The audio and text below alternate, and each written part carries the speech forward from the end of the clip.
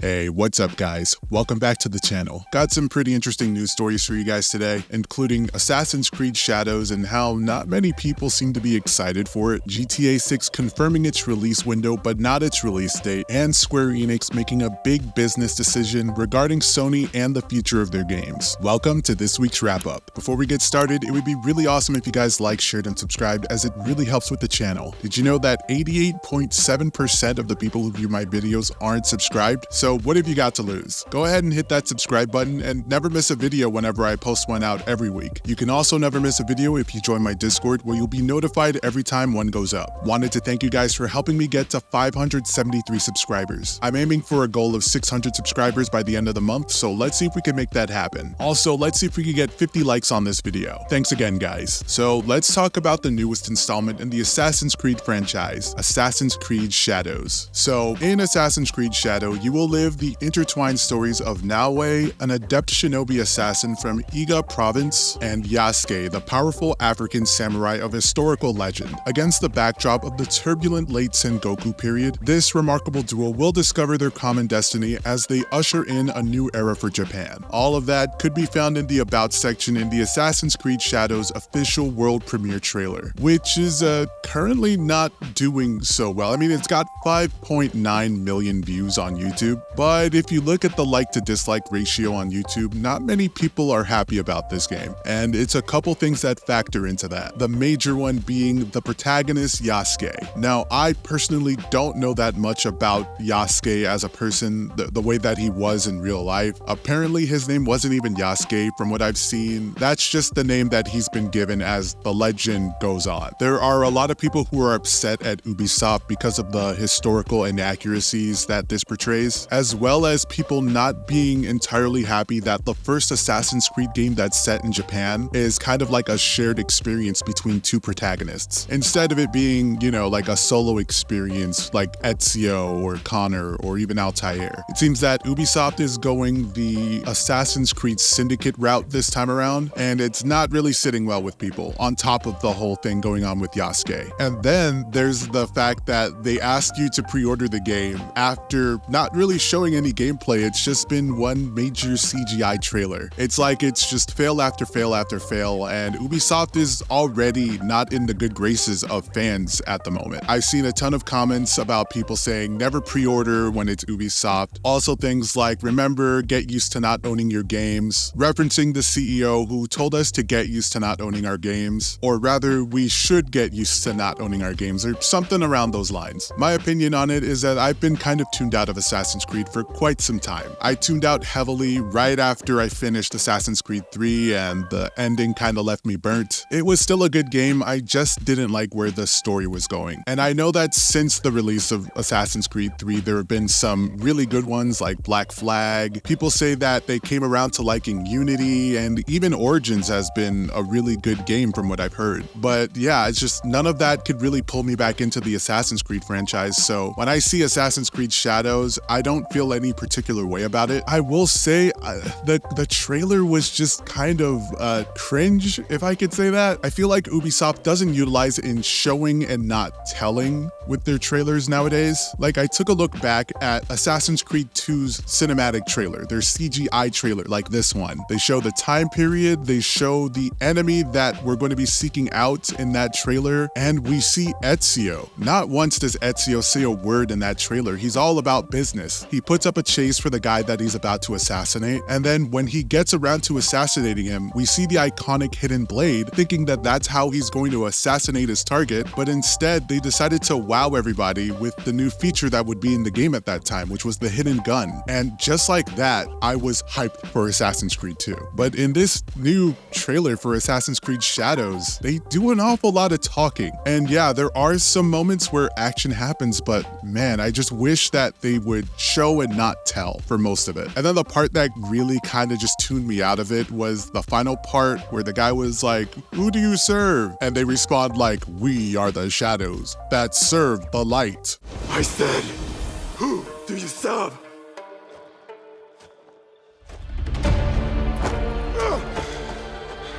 We are the shadows that serve the light. all while playing the iconic Assassin's Creed theme, and it just took me out of it. That was not great. Just a pretty corny mess overall. And that's not even to mention the Assassin's Creed Shadows editions that they currently have on the Ubisoft store, with things priced from $70 all the way to $130. No gameplay shown whatsoever, and they want us to drop $70 all the way to $130 already. From the wise words of Randy Jackson from American Idol, that's a no for me, dog. But what do you guys think about Assassin's Creed Shadows and everything going on around it? Are you excited for the next entry in the Assassin's Creed franchise? Are you absolutely done with Assassin's Creed? Let me know what you guys are thinking in the comments. All right, now on to a game that everyone is pretty excited to see, Grand Theft Auto 6. So during Take-Two's latest earnings call, it was confirmed that GTA 6 is going to be targeting a fall 2025 release. This is coming after people were pretty worried that we might be seeing a delay for the game in 2026. On GameRant.com, they stated, Take-Two's financial report for Q4 and fiscal year 2024 officially confirms that Rockstar Games will release Grand Theft Auto 6 in fall 2025, which are the months from October 2025 to December 2025. The Take-Two CEO and chairman Strauss Zelnick said, as we enter fiscal 2025 with positive momentum, we expect to deliver net bookings of $5.55 to $5.65 billion. Our outlook reflects a narrowing of Rockstar Games' previously established window of calendar 2025 to fall of calendar 2025 for Grand Theft Auto 6. So with that news, I think we could kind of rest easy in terms of them delaying it to 2026. Nothing is ever really certain 100%. I mean, it still could be delayed into 2026, but it's nice to have some sort of window instead of just being told that it's releasing in 2025 or possibly 2026. We're still quite a long way from GTA 6, but I'm excited for it. Still very upset at Take-Two regarding their layoffs recently, but that's a whole different story. How do you guys feel about GTA 6 finally getting a release window for 2025? Let me know what you guys are thinking in the comments. Now let's talk about Square Enix and their games not selling as well as they hoped when under the umbrella of Sony. So we all know that Final Fantasy 16, Final Fantasy 7 Rebirth, and even Foam Stars are all exclusive to PlayStation. And it's looking like that decision on behalf of Square Enix is kind of biting them in the butt at the moment. The games I just mentioned didn't really sell well as they had hoped, and it looks like it may have fell short of Square Enix's expectations in both revenue and profit, resulting in shares tumbling by 16% and their biggest decline in 13 years. As reported by BG Charts, Square Enix in its latest earnings report said it will be putting less focus on releasing exclusive titles and shift its strategy to release more multi-platform titles for Nintendo consoles, PlayStation, Xbox, and PC. The company will also be laying off staff in its American and European divisions over the course of the next month, according to employees who attended an internal meeting. While the news of layoffs isn't great, I guess the positive side is that games like Final Fantasy Rebirth, Final Fantasy 16, and even Foam Stars could start seeing multi-platform releases, which is what some people wanted for a long time. A lot of people wanted to play Final Fantasy 16 on PC, and with Sony and the whole PlayStation 5 thing that was going on with people not being able to get PlayStation 5s, I'm sure it just made more people want to buy and build their own PCs so that they could just play games on there. And now that there are PS5s available, nobody's going to drop $500, $600 just to play Final Fantasy on a PlayStation 5. So it's nice to see that Square Enix is kind of branching out and diving to multiple platforms so that more people can play their games and hopefully boost their sales, because they seem pretty disappointed at how their games have been doing just releasing on Sony alone. Yeah, I'm excited for the future regarding Square Enix games. I'm not so thrilled about the layoffs, but how do you guys feel? What do you think about Square Enix finally branching out after being exclusive to Sony for so long? Share your thoughts in the comments. All right, guys, it's time for the games coming out next week.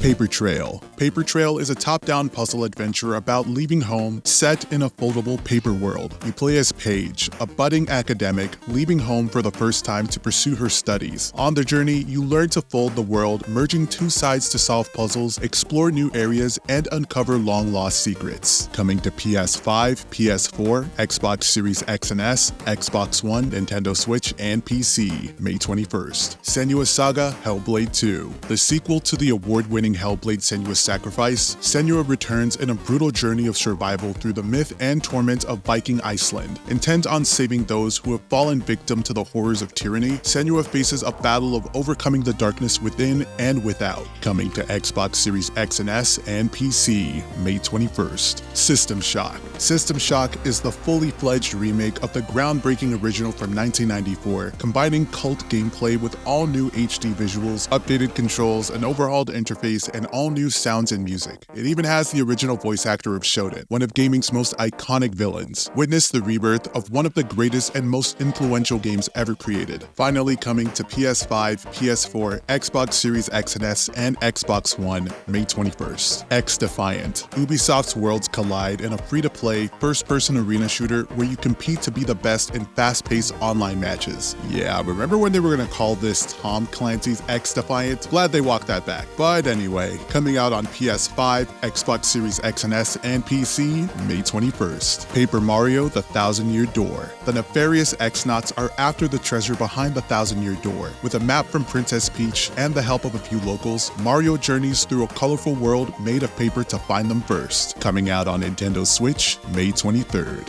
Rocket Rumble. Rocket Rumble is a 4-player party racing brawler where crossing the finish line first isn't the only goal. Smash your way through action-packed tracks, earning points along the way. Earn the most to win. Plus, with procedurally generated obstacles in every track, you'll never know what's coming up. Coming out on PlayStation, Xbox, and PC, May 23rd. And finally, Ships at Sea. Experience the thrill of navigating a wide range of ships. In single and multiplayer modes, immerse yourself in tasks such as service, cargo transport, and commercial fishing as you explore the breathtaking open world of Norway's islands and its stunning scenery. The ocean is within your reach. Coming out on PC, May 23rd. And that's a wrap, folks. Thanks again for tuning in to this week's wrap-up. If you enjoy the content that I put out, please be sure to like, share, and subscribe as it really helps with the channel. And again, feel free to join my Discord if you want to chat or be kept up to date with all the new videos that come out when I release them. I'll have more videos for you guys soon, but until then, stay calm, stay casual, and I'll see you guys in the next one.